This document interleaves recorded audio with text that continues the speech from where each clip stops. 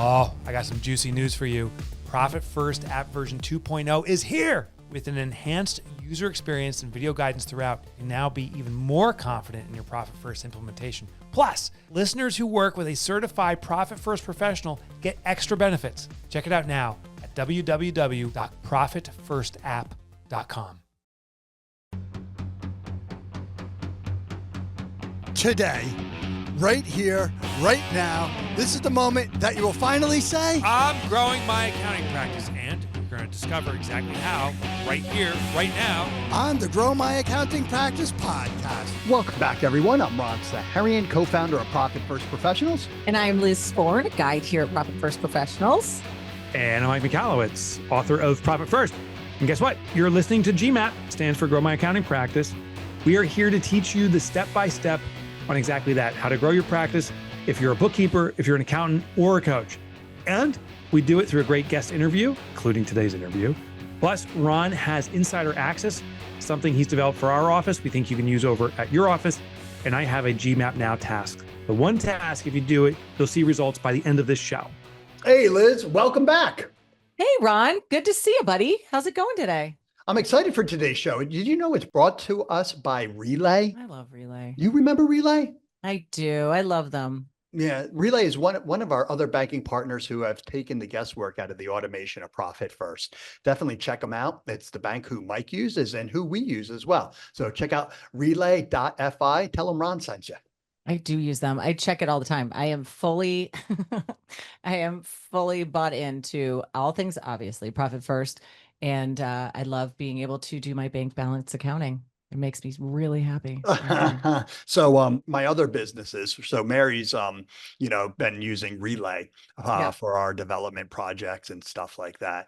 Yeah, What does she think? It's a great platform. Anything new that people are using, I tell people, listen, be open to new technologies, right? Yeah, be open totally. to new concepts.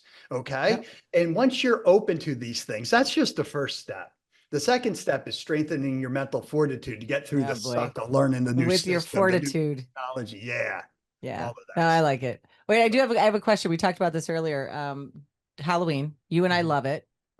Mary and Noah hate it. Yep. Do you dress up just to have the kids when the kids come to the door? Are you that guy? No, I'm the guy who gets in trouble because I go out and I buy the $2 giant candy bars, right? And so I'll buy like $100 worth of the big ass candy bars, each one of them, and I Everyone give them loves you. out to those kids. And then the mothers, literally one lady yelled at me and said, "Oh my God, how dare you do that? You know the kind of cavities you're giving out?" I'm like, here's Okay, have you not done Halloween before? I know. We have a guy up the street who gives out $2 bills every year. Really? Yeah, and we have one of my friends, their kid has kept it every year. So now she's 15 years old. She has 15 $2 bills. How cool is that? Both of them are worth money. I know. I love this guy. I've He's got a so funny nice. Halloween story. We're walking around, I live on a horseshoe kind of thing. And so we're walking around it and, the lights are on in the house and a car pulls on in and the guy literally was just getting to his house and all the kids are little. So they're probably 4 or 5, something like that. Yeah. They all run up to his door and the guy's like, he's got literally a bag of nothing. groceries. Okay. And he's looking around. We're just standing there. He pulls out a giant thing of Rice Krispies, like like he bought like something for himself and he just gave it to the kids and turned around. Oh, the Rice Krispie treats or the actual Rice Krispies? The box. The actual Rice Krispies, made. A box of cereal? No. They were made, the marshmallows, but it was one big giant sheet of Rice Krispies. That's awesome. Here you go. And then he turned his lights off. But we're not here to be talking about that. I'm excited about today's guest, Justin Allan Montgomery. We invited Justin on for his expertise. So Liz, why don't you go ahead and share? Sure thing. So this is his bio. I love how he did it. Everyone settle in. What if you could turn your professional expertise into high profit, low maintenance education business that runs 24/7? I would love it. Today's guest, Justin Allan Montgomery, did exactly that, building an 8-figure course business, and now is helping others to do the same through ProCourseStart. He's here to bust myths, share proven frameworks, and inspire licensed professionals to stop trading dollars for hours. Holy cow! Without further ado, please welcome Justin Allan Montgomery. Oh my. Hey, he's like, I'm done. I'm Man, already I done with actually you guys. heard that for the first time. Did you? Yeah. Yay! Ah, Welcome, so, Justin. welcome. Hey, what's up, Liz and Ron? Thanks for having me on here. Appreciate it. Yeah, man. So as we were talking before the show, if you could just share with the audience your background from your start out to where you are now, I think that would be a great That's way to cool. set the table. Good Yeah, story. sure. So, I graduated with a degree in biology and chemistry, thinking I was going to go to dental school or something like that. And then, partying and living that kind of lifestyle there kind of got in the way there for about a year. And then I decided I needed to do something. So I did an accelerated nursing program, became an RN, and then I decided to Cool. become a nurse practitioner, which is a master's degree. So became Yep. a nurse practitioner in 2013 and started working in emergency departments and urgent cares predominantly. And then in 2016, 2017, a light bulb went off in my head that at the age of, I don't know, 33 or whatever I was, I've already hit a ceiling in my career. Like, Mm. this is it. This is it for me. Like, there's really not a whole lot else here. Like, I'm a nurse practitioner. I'm going to be seeing patients until I'm 65. And my salary is not going to really increase that much. Like, I mean, if you look at salaries across the board in the medical profession, they've been fairly stagnant for the most part for like 20 years. And so I was like, so this is it for me. I'm going to make $150,000 a year and maybe make, a few extra bucks here or there for the next 30 years. And so light bulb went off in my head that I needed to start a business. And so I needed to make my own money. So I started a couple medical practices. So I dipped my toes into that. I had no experience whatsoever. I just did it. Right. Kind of just went into it blindly and I just kind of figured it out while I was doing it. So I started a medical cannabis clinic, started some men's health clinics, started an online hormone replacement therapy clinic that I eventually, I exited from that about 6 months after I started. It just took off and someone just offered me Yeah. something that I couldn't turn down. So I was like, hell yeah, it was the Nice. first business I sold. And then, so I started some medical practices. And then what I realized was I was still trading my time for dollars. Like it was still active work. Like it still required me to actually provide the service people were paying for. Like I was still the product. And it was, I didn't have any kind of balance in my life. I was still changing my time for dollars. While like most accountants and financial advisors and stuff out there, they have to provide a service. If they don't get paid. And so I wanted to build something that was passive in nature, something that would pay me around the clock without requiring a whole lot of input. And so I decided to start a continuing education course business. I started a business called the Elite Nurse Practitioner. I started that in 2019. Sold our first course in 2020, March of 2020, right when COVID hit, actually, Okay. and launched my Perfect first. time for I online know. courses, man. So I know, good. dude. Like, right Yeah. place, Awesome. right time. Oh Yeah. my God. It's You know? amazing. Yeah. So I launched my first course, and it was basically I used the knowledge I already had. I basically decided I was going to create a course and teach people how to start a men's health clinic. And so I launched this course, made like $50,000 in 7 days. And I was like, okay, wait a second. And like 90% margin. Like, you know what I mean? Yeah. Yep. And I was like $50,000 in a week. And I was like, okay, I'm on to something here. I'm going all in on this. And so I basically released a new course every single month for essentially 2.5, 3 years. Oh, wow. Yeah. I leveraged the work of other people too. I bring people in and pay them like a flat rate just to help me Yeah. produce a course. And then that was it. And then I would profit off it after that. At 2023, I basically had a kind of an exit event partnership kind of a thing and got a really nice 8-figure wire into my bank account. And I was like, Nice. okay, Congratulations. Yeah. and I'm like, I'm 38. I think I was 38, 39 at the time. And I'm like, okay, I got FU money now. I'm pretty much done. Nice. Awesome. That's pretty much it. Yeah. Awesome. All right. but And we're then- done with the show. That's a good Yep, story. Bye. See you, everybody. No, but then now you're running ProCourseStart and you're teaching people how to create courses. And that's the reason why I invited you on. Many of the listeners here, our members, have been wanting to do exactly what you said. How can I create something using my knowledge that I can make money when I sleep? Okay. Right. And many of them have tried. And most of them have failed. Okay. And we have courses, but we're different. We're an educational, we're a membership organization. Like we're not selling digital courses, if you will. And so my opinion, and I'm very open to change, but I tell folks, I've been telling people, listen, if you're creating a course first off, simply creating a course is a lot of work. Then you got to sell it. Then you got to run it. Then you got to refund it. Then you got to market it. You got to deal with all of this great stuff. I mean, so basically my question to you is, how do I know if the time is right for me to make a course or even get into course creation? I mean, at a high level here, I think that starting a course business now is wise because we don't know how artificial intelligence is going to shape this landscape in the next 5 to 10 years. And so I feel like that, especially many service-based professionals like an accountant or a financial advisor or a lawyer or a doctor, I have a feeling that a lot of our work is going to be significantly displaced if it's not already being displaced by AI. And so, in my opinion, make as much money and make the loot right now as you can before you can't, right? And so I think it just, at a high level, I think that's pretty much the answer. I think that you need to do it as soon as possible. I don't think there's really a right or a wrong time to do it, but I think that sooner than later in today's landscape is a wise move.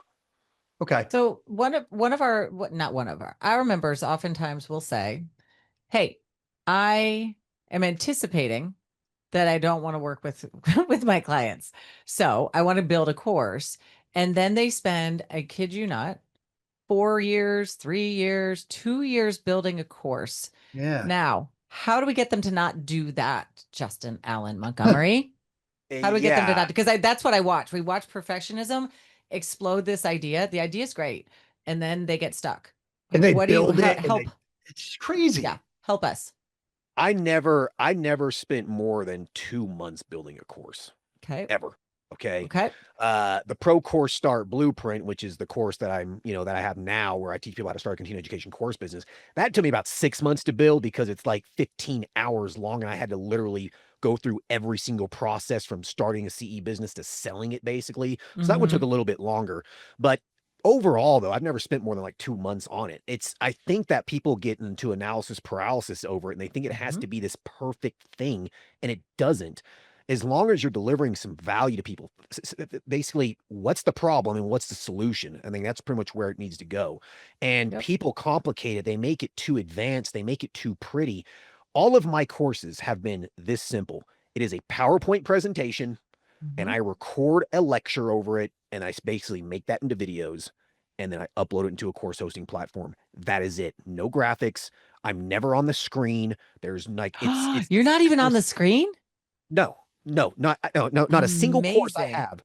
You see my face. Not a single one. It's literally PowerPoint slides on the on the screen, and you just hear my voice giving a lecture. That's literally it. That's it. Amazing. Was that I've had strategic? courses that made $2 million. Like, was that a strategic play for you not to be on video there? yeah. So in my opinion, what I find is that if the lecturer is on screen, it is distracting. So if the student is just focused on the PowerPoint slide and the information on the slide and listening to you give a lecture, they're going to get a lot more from it instead of watching your face sit there talk. You know what I mean? Interesting.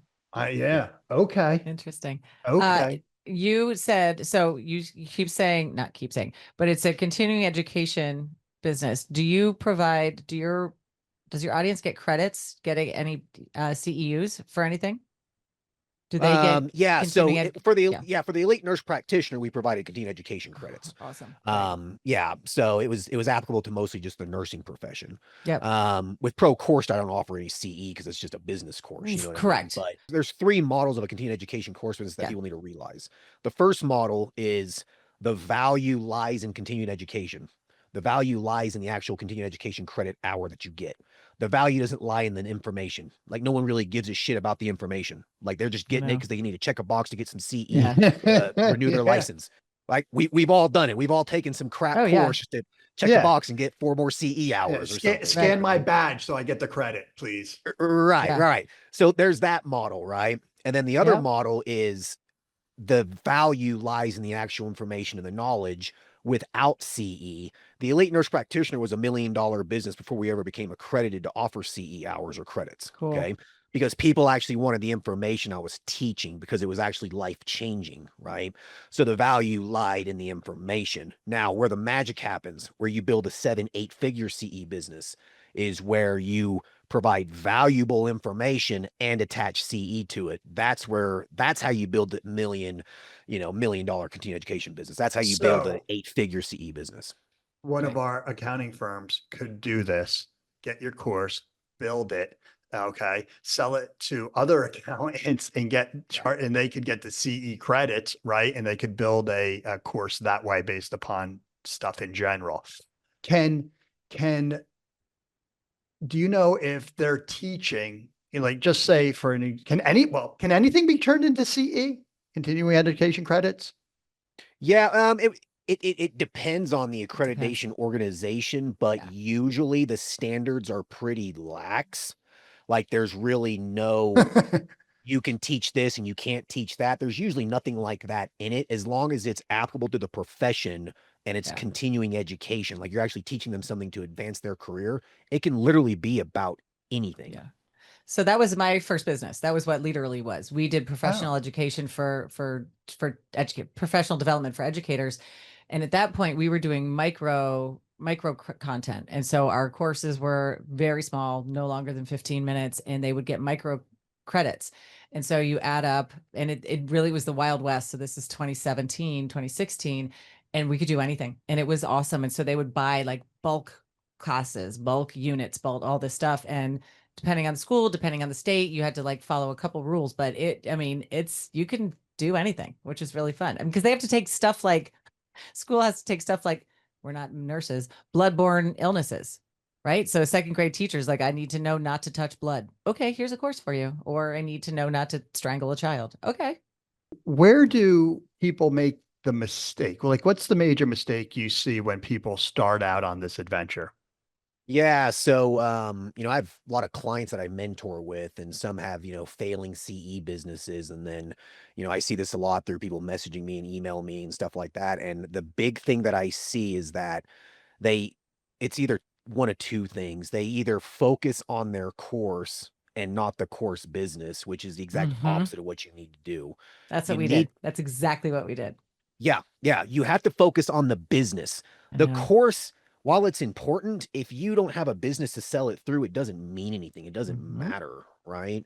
And then the other problem is that their value proposition it's not strong. It's a very weak value proposition. It's like, who's going to buy that course? It's not really anything valuable. It's like, I get people that say that, they want to create a course on teaching lawyers how to avoid burnout. Okay, well, that's valuable, but is it really that valuable? I mean, not really. You need to Right. teach them something actionable, not a bunch of meditation techniques, so like teach them something like how to open up their own law firm, or like if it's an accountant, how to open up an accounting practice, or how to get into mergers and acquisitions accounting, something that's valuable that actually moves the dial in the professional's life. And people don't focus on that. They just focus on more generic stuff, things that just don't, the things that aren't valuable in nature. You can't build a 7-figure CE business unless it's actually valuable information. Interesting. Great. Yeah. That's great. How do you help your clients with that? So we see that a lot, right? So we'll have people, they start writing content, they start writing workshops, they start delivering workshops, they start doing all these things. How do you help with that, getting them to an actionable piece of content? And I feel like in your blueprint, you probably have some cool formula of like, I almost picture like a word wall. You're like, here's the words. You're like, yeah, how to, and then action and result. Like how do you do this?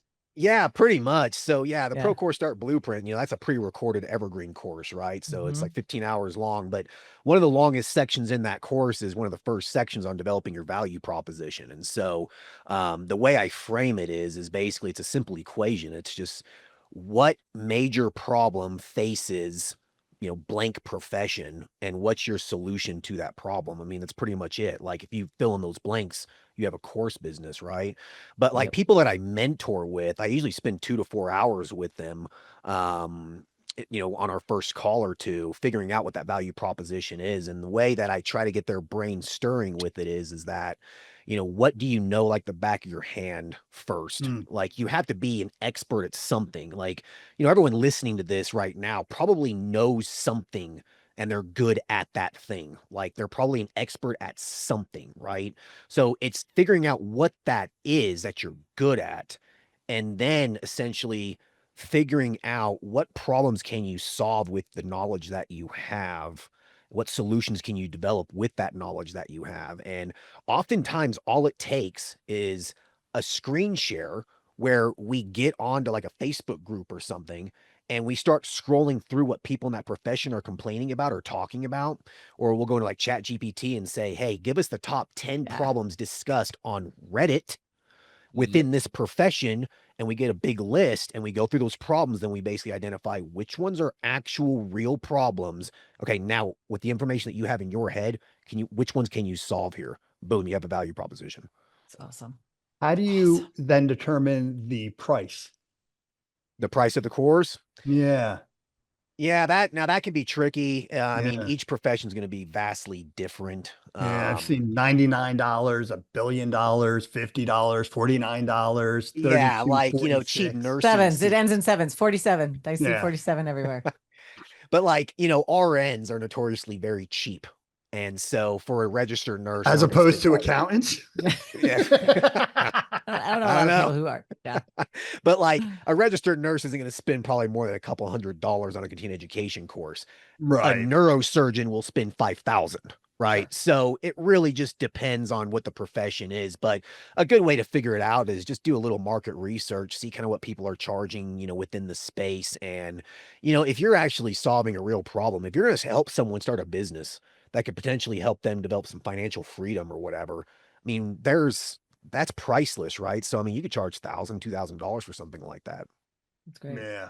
And Wow. do you ever, so thinking of the business, the CE business, do you ever suggest live events or workshops, like live workshops, conferences? What are your thoughts on that? Because that's, people love to do that, but it's more of they want to be hands-on. They want to be helpful. They want to be, there could be a little ego there of like, I want to be, I want to be the next Ron Saharian or Mike McAllowitz, right? Or Justin Allan Montgomery. Again, I think it comes down to what your goals are. I Okay. mean, if you truly want a passive income, then webinars and things like that, I would advise against it. I never did a single webinar with the Elite Nurse Practitioner, not one. It was every single product we sold was a pre-recorded evergreen course that you could just buy 24/7. We never had a single webinar. So it's really up to you on how you want to do it. I see people's continuing education course businesses that are 100% webinars, Yeah. and like you just giving yourself a job basically, right? The goal here is develop a passive income stream. So in my opinion, I advise against doing webinars unless it's maybe once a month, twice a month to generate sales, or maybe if it's within a private membership or something, you do some webinars in there as well. But conferences though, we do 3 conferences a year through the Elite Nurse Practitioner, and that's just fun though. Conferences are just fun. So yeah. That's the sticky part. That's the fun part. Go play outside. Yeah, that's great. I can't believe the time is up. I know, like went so fast. It went very fast. Wow. Justin, great job. Where can our audience reach out to you, learn more about you, and connect with you? Yeah, if they want to, they can just email me directly, justin@ProCourseStart.com. Or if they want to, they can go to ProCourseStart.com/podcast/grow. And so I'll make a page specifically for your listeners here that I'll give them a discount code and that kind of a thing, so they can just check it out there. We're on social media too, if you just look at ProCourseStart. So, but the best way to contact me is just email me directly, justin@ProCourseStart.com. Awesome. And we'll make sure to have all of that show notes, contact information in the show notes. Awesome. Hang around, Justin. We're going to do some insider access. What did we learn? And Liz has a trippy question for us. All right, I've got big news for you. I can finally spill the beans. The Profit First app, already the complete system with goal setting, expense analysis, and me, Mike Michalowicz, guiding you, just got its biggest upgrade yet. Introducing Profit First Bank, powered by Dream First, directly integrated with the app. That means automatic allocations, real-time clarity, and less friction than ever before. If you've been waiting for the perfect time to start your Profit First journey, this is it. Head to profitfirstapp.com to set up your Profit First bank account and experience the upgrade. So, Ron, what are your takeaways? I only have 2 sheets of paper, so Yeah, me too. I know. My- I could see. I saw you, Ron. I love when you are like, huh, really? Yeah. Shoot. I Right. know. Because You're excited. I think what I've learned a couple of things is, one, the best one was the business. Focus on the business of the course. Everybody's Mhm. focusing on the course, but they don't realize that there's an actual business component to it. Marketing, delivering, pricing, all of that great stuff. And, that was one, but also we all have expertise in our head. Start with that. Mhm. Start with that. Yeah. And as I said, what we did with our business was we wanted these courses to be super impactful, and we came from corporate and turned into entrepreneurs. And that was a tough adjustment. So we had gone from like building these courses for our team, and we could spend tons of time and build it and thoughtful and all this stuff. And when we figured out how to just sell the courses is when we really started flying, but we'd already spent too much of our money and we kept pouring it back in. But it was amazing. I was like, yep, that's where it was. If we would have done it 6 months faster, I know we'd still be there. So that was a really cool aha. But I just love how he said it. The way that he started it was to be a passive income business. Yeah. And Not a that job. no, and that's something that anybody who's interested in hearing that or building courses, keep that in mind. And that to me was one of the bigger takeaways of this is a passive income business. You can Right. still have fun, do some courses or do some conferences, go play with your people, but this is not to be hands-on. I loved it. No. And listeners, don't forget to subscribe to Grow My Accounting Practice and also share with us. What did you learn? What was your big takeaways from today's show? Yeah. All right. Yep. All right, Liz. Now we're Okay. on to the fun part. Okay, Justin, you can come back in here. So, Yeah. oh man. Liz has got, we already burnt the first trippy question. I know. They talked about cars for like 11 minutes before. It was great. They're both car guys. So what are 3 adjectives that your family would use to describe you? Oh 3 God. adjectives that your family would use to describe you. Let's see here. Ambitious, eccentric, and aggressive. Nice. I like it. And are you picturing your parents or siblings or everybody? Probably partners or- everybody. Yeah. You're like, if you voted, they'd all be like, yep, nailed it. You nailed it, Justin. That's I've always been kind of the black sheep of the family, but everyone else is broke, so Yeah. Right. Right. There you go. No, We'll take Mr. Intense over here. Yeah. Go ahead, Mr. Saharian. I'll get that. Driven intense.